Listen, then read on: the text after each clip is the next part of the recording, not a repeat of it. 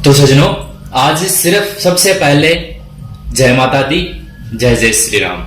आज मैं ये बता रहा हूं कि जिस प्रकार से कोई भी मनुष्य हो, कोई भी आदमी है, कोई भी प्राणी है, उसको जो दैनिक नित्य क्रिया जो होती हैं, जैसे नहाना धोना, फिर खाना, फिर मतलब नाश्ता करना सुबह सुबह के, फिर किस तरीके से क्या वो अपने कपड़े पहनना और किस तरीके से अपना तिलक वगैरह धारण करना, सेम उसी तरीके से षोडशोपचार पूजन होता है जो कि ब्राह्मण लोग, पंडित लोग जो भी पूजा पाठ करवाते हैं, सभी देवी देवताओं का जो है षोडशोपचार पूजन करवाते हैं।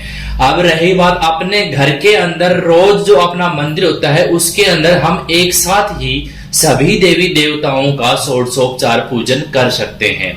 वही चीज मैं बता रहा हूं और वह करना चाहिए। उसके करने से क्या है कि जैसे अपने को आदमी को जो जो चीजों की जरूरत होती है वो सब चीजें मिलती हैं, तो ऑटोमेटिक सीधी सी बात है भाई कि भगवान प्रसन्न, आदमी प्रसन्न होता है, खुश होता है, मेरा सामान सब मिल गया।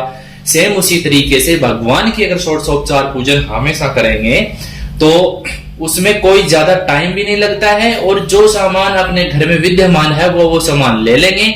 जो सामान नहीं है उस जगह पे हम बोलेंगे मनसा परिकल्प समर्पयामि। जैसे अभी आगे मैं आपको बताऊंगा उस तरीके से अपने को करना है। बाकी सब सामान मिल जाता है घर के अंदर, सिर्फ दो चीजों की हो सकती है कि भाई अपने घर पे नहीं हो। क्या क्या चीजें? एक मिठाई, नैवेद्य और फल। बाकी ज्यादातर सामान टोटल ही मिल जाएगा अपने पास में।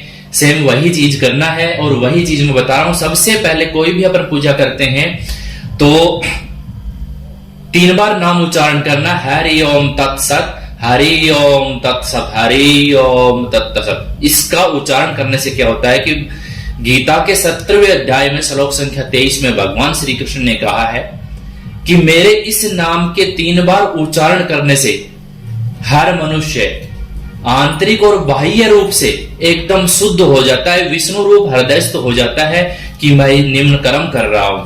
उसके बाद में सबसे पहले जैसे अपने पास पानी का लोटा रहेगा, इस तरीके से दूब का बना लेना है और 4 बार सभी, जैसे मंदिर के अंदर जितनी भी फोटो है सबके पास में ऐसे 4 बार जल की छींटे देने हैं। उससे होता क्या क्या कर्म है? पादयोर पादयम हस्तयोर अर्घम मुखे आचमीयम जलम स्नानम समर्पयामि। ठीक है जी, आपको मंत्र नहीं आता लेकिन आप सिर्फ 4 बार जल के छींटे दे सकते हैं कि मैंने पैर धुलवा दिए हैं और अर्घ दिवा दिया है, आचमीनियम करवा दिया है और स्नान करवा दिया है। उसके बाद में अगर कोई पंचामृत बना के रखते हैं तो पंचामृत से स्नान करवा दो, पंचामृत के छींटे लगा दो। उसके बाद में अगर पंचामृत बनाया तो फिर से एक बार जल के छींटे लगाने हैं कि शुद्धोदक स्नानम समर्पयामि। ठीक है, ये हो गया। इसके जस्ट बाद में अपन बोलेंगे कि यज्ञोपवीतम समर्पयामि। ये यज्ञोपवीत है। यज्ञोपवीत जो माता है, जितने भी माताएं हैं उनके यज्ञोपवीत नहीं चढ़ाई जाती। बाकी सबसे मेन चीज जैसे गणेश जी अपने पास में होता है, गणेश जी के एक बार ऐसे यज्ञोपवीत का नाम लेकर के और यज्ञोपवीत चढ़ा दे गणेश जी महाराज के। और बाकी जितने सभी देवताओं के चढ़ती है और माताओं के नहीं चढ़ती है। ठीक है, यज्ञोपवीतम समर्पयामि। उसके बाद में होता है वस्त्र और उपवस्त्र। मतलब आदमी किस तरीके से काम करता है अपने पूरे, उसी तरीके से ये काम होता है।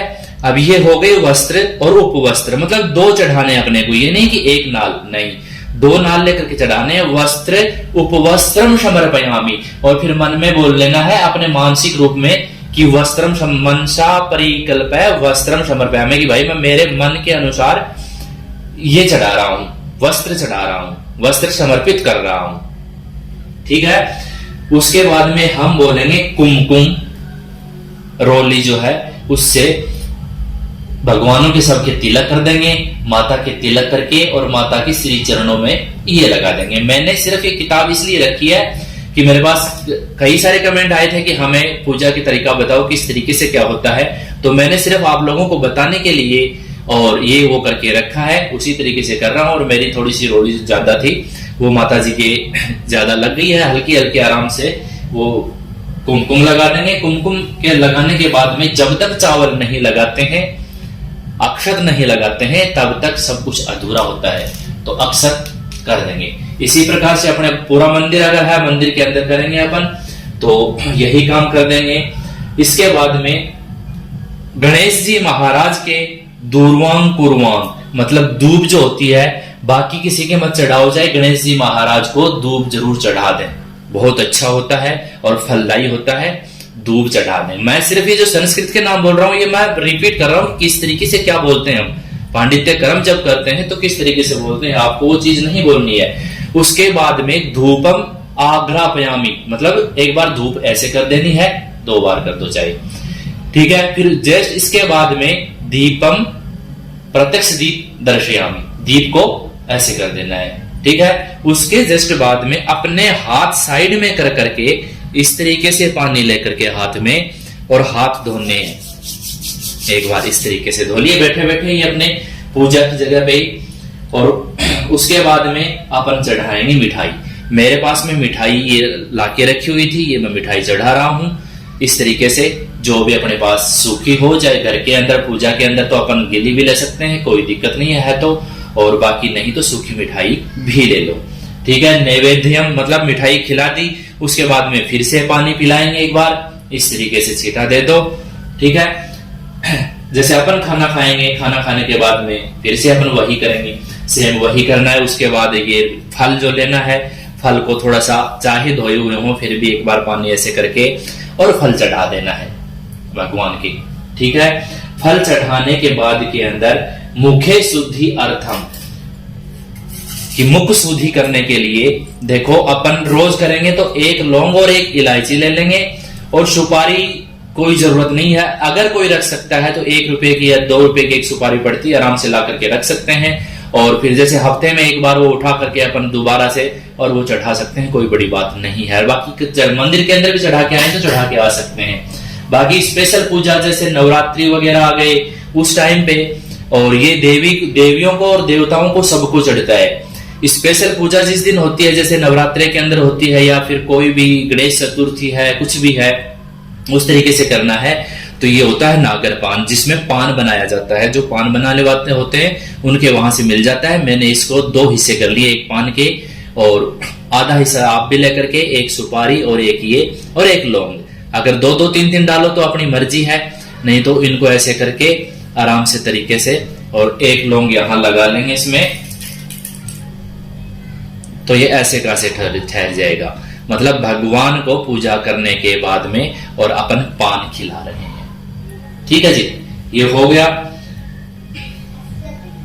इसके बाद में कुछ भी अपन द्रव्य दक्षिणा चढ़ानी है, चाहे 1 रुपया ही चढ़ा दो, 1 सिक्का ही चढ़ा दो, द्रव्य दक्षिणा समर्पयामि नमः। और फिर हाथ जोड़ लेना है, प्रार्थना कर लेनी है और मंत्र बोल लेने हैं। सिर्फ अंतर इसी चीज का अपने को विशेष ध्यान रखना है कि माता के जितने भी हैं उनकी यज्ञोपवीत नहीं चढ़ाई जाती, और माता के जब वस्त्र चढ़ाएंगे उस टाइम भी सबके 2-2 वस्त्र, सबके 2-2 ही चढ़ाने हैं। तो भक्तजनों, उसके बाद में सबसे अंत में हो गया पुष्पम समर्पयामि, ठीक है जी, पुष्प चढ़ा दिए, क्षमा प्रार्थना कर लिया है, और यही होता है षोडशोपचार पूजन। मतलब 16 जो कर्म होते हैं उन कर्मों के द्वारा भगवान की पूजा करना। अब आपसे निवेदन करूंगा कि अगर यहां तक पहुंचे हो तो कमेंट करके जरूर ये बताना कि आपको ये पूजा किस तरीके की लगी, कैसी लगी। अगर इसके अंदर आपको कुछ कमी लगी है, जो कुछ चीज समझ में नहीं आई है, तो आप मेरे को कमेंट करके पूछ सकते हो। मैं कमेंटों को जरूर देख करके और उसी हिसाब से वीडियो जरूर बना करके और आपके सामने लेकर के आऊंगा। तो अंत में मैं कहूंगा, अगर यहां तक पहुंच गए हैं तो वीडियो को एक दिल से लाइक जरूर कर देना, और चैनल पे नहीं आए तो सब्सक्राइब कर लेना।